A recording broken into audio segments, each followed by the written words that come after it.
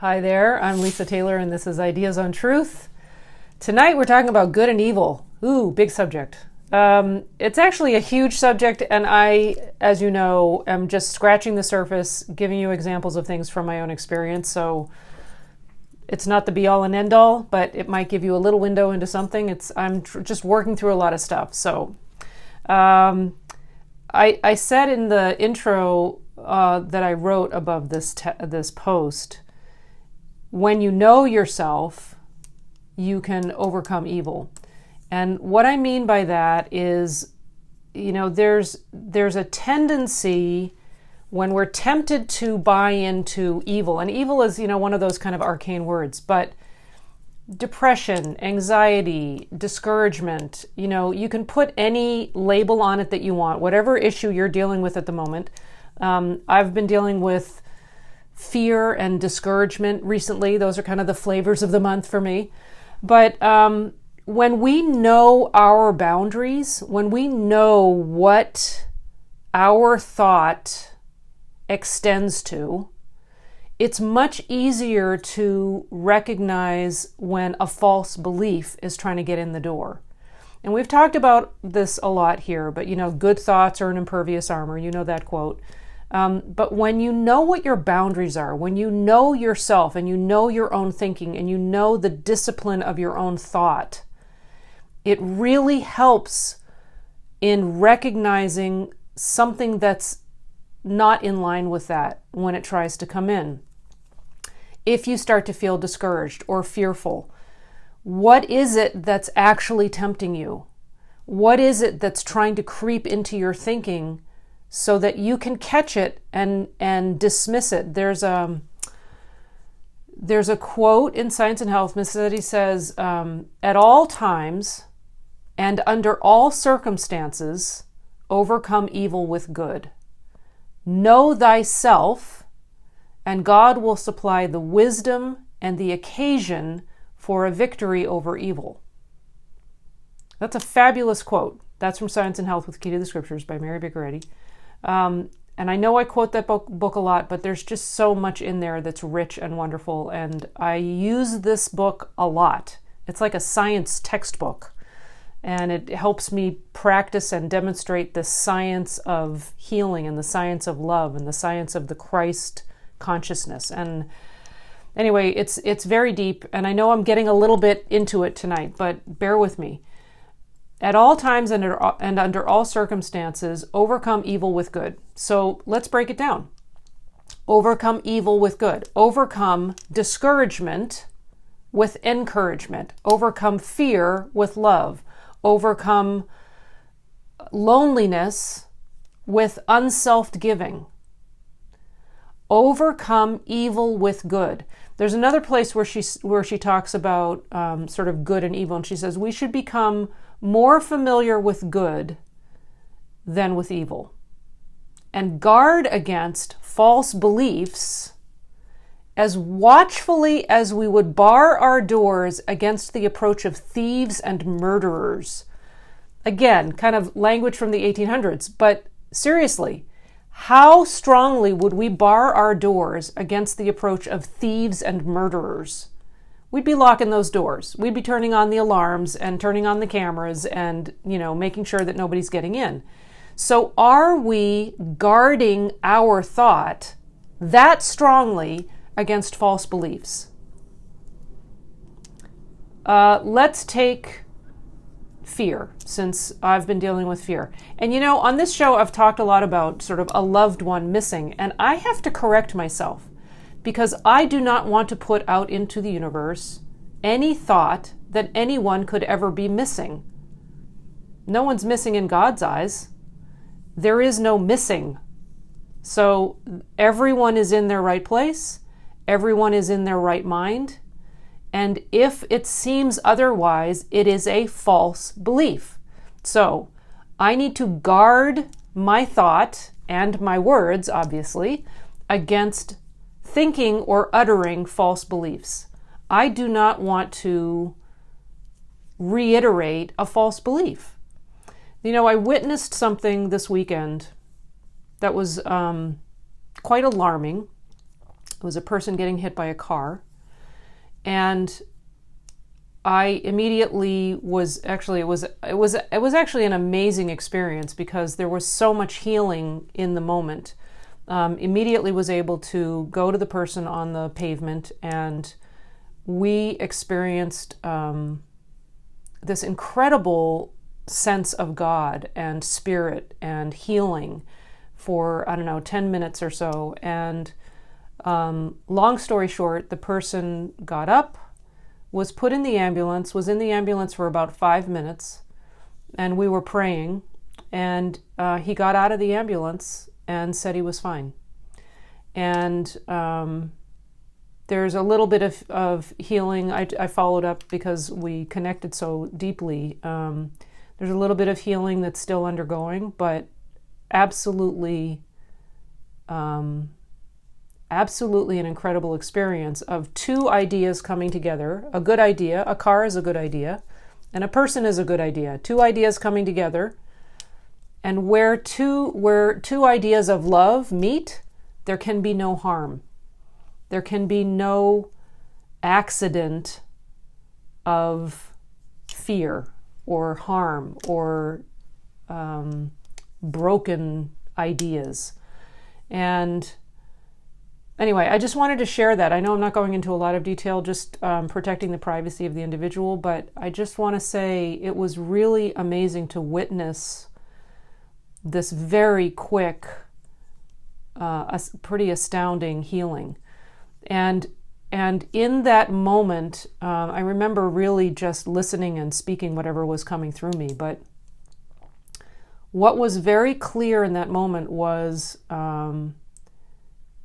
being very clear in my thought about what was true, not letting the false beliefs of accident, of breakage, of pain, of any of the suggestions that might come in that kind of scenario, to not let those into my thinking, and to encourage the individual that was there to not let them into his thinking. And he was right there with me. We were both right there in the spirit of love and truth and acknowledging what was true and what was real in that moment in spirit. And the body corresponds to thought. It's not the other way around. It's the body would like to scream all sorts of things, pain, suffering, breakage, whatever, but the body corresponds to thought. And when we keep our thought in line with God, with our true self, going back to the original quote that I started with, at all times and under all circumstances, overcome evil with good. Know thyself, and God will supply the wisdom and the occasion for a victory over evil. So in that moment, knowing the truth about this individual and expressing it clearly and strongly in that moment and focusing in on what was true, there was instantaneous healing. And it was witnessed by a lot of people. It was very cool. Anyway, I just wanted to share that. So barring our thought, guard against false beliefs. Guard against suggestions that matter is the one governing, that the body is telling you what's true. You govern your body in your thought, and you tell it what it's doing, what it's feeling, what it's being. Know thyself. What does that mean, know thyself? Know who you are as God's perfect child. Know who people around you are as God's perfect child. Know your true identity. We talk about true north a lot. When you align your thought with who you truly are, you can be who you truly are. When you see who you are, you can be who you are. And that is truth. When you see who you are, you can be who you are. And nothing can get in the way of that. You know, there's another quote. There are many quotes, but there are lots of quotes about good and evil in this book. You know, your influence for good depends upon the weight you throw into the right scale. The good you do and embody gives you the only power obtainable. So When you throw your thought into the scale of good, it brings power into the moment. It brings the power of good, God, into the moment. When you throw your thought into that scale, the good you do and embody gives you the only power obtainable. If you're acting out of fear, if you're acting out of false belief, if you're acting out of a false sense of ego, not divine ego, but a false sense of ego, mortal mind, there's no power in that. There's lots of illusion of power, like willpower, like suggestion of sin, sickness, disease, death, all of that stuff. There's a lot of illusion of that power going around, but there's no real power in that. And it dies of its own accord because it's the house divided against itself. It can't stand. It can't stand. So the battle between good and evil, the seeming battle, the big battle, when we know who we are and we know how we are aligning our thinking, and we throw the weight into the right scale, and we guard our thought against the false beliefs. And when we know ourselves, God will supply the wisdom and the occasion, and that's cool. God's going to supply the wisdom and the occasion for the victory over evil. So we don't have to go chasing it down. We don't have to, build those scenarios in our head of how we're going to figure it out and how we're going to go after it and slay the dragon. All we have to do is know ourselves. Let the perfect model be present in your thought. And what is the perfect model? Know what the perfect model is. Let the perfect model be present in your thought instead of its demoralized opposite. Again, kind of 1800s language, but I love it. This spiritualization of thought lets in the light. This spiritualization of thought. What spiritualization of thought? Letting the perfect model be present in your thought. That spiritualization of thought. So focusing on the perfect model, perfect God, perfect man, all of the qualities that are comprised in that. Make a list. Get out a piece of paper, make a list. I've done this so many times, and it helps. I put the 7 synonyms of God across the top of the page, and I make a list of all the qualities of that, that I express that align with each one of the synonyms of God. Principle, mind, soul, spirit, life, truth, love. Put those across the top of the page on a big legal piece of paper and write qualities all the way down the page for as far as you can go. Just keep going and dwell on that. Dwell on that perfect model. Let the perfect model be present in your thoughts instead of its demoralized opposite. This spiritualization of thought lets in the light and brings the divine mind, life not death, into your consciousness. So again, knowing yourself, the perfect model, it is that space in which, that place in thought in which the Christ truth operates. And light emits light. God is light and in him is no darkness at all. Light emits light. When we focus on the perfect model, there's nothing there that can challenge us. And if it shows up as a suggestion, of course it's not your thought, it's just a suggestion, you can immediately say, nah. And you can get good at it. You can get better at it. I guess you can get good at it, but you can get better and better and better at it with practice. It's the discipline of thought. It's being the disciple. The root word of disciple is discipline, same root word. So disciple, discipline your thought. I'm disciplining my thought. I'm going to speak about me. I'm not going to tell you what to do. I am disciplining my thought that every time a fear-based thought comes in, I catch it at the door and I say, no, you're not invited to my party. And then I turn my thought over to the opposite of fear, which is love, and say, okay, what is the antidote to that? What is the opposite? What is the truth that's going to counteract that error?